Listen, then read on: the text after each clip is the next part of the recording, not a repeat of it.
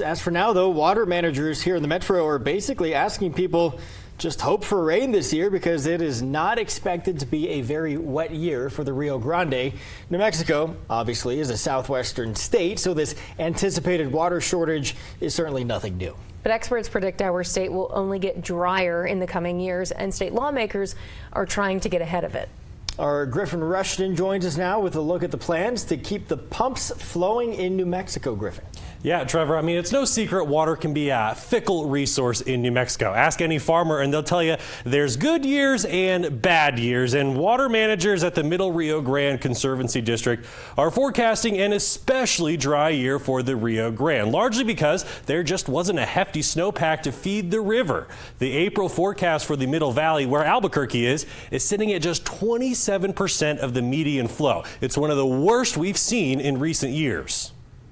The river's going to look and feel a lot lighter than it's been. And so what it means is it's quite possibly the Middle Valley we could see drying through Albuquerque. The farmers and irrigators are going to struggle until we get into monsoon season. This is a really, really bad hydrology year, and it highlights the importance of storing water for these bad years.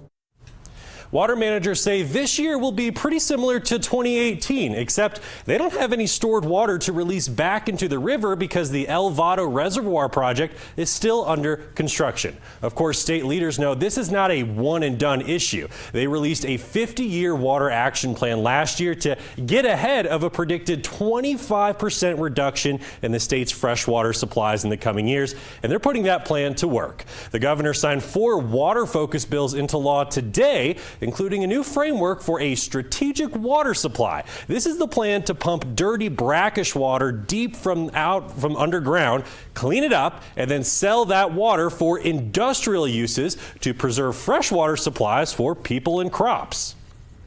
States who continue to wait, who don't deal with their water shortages and what can be a future water supply in any number of ways, miss out on building the economy.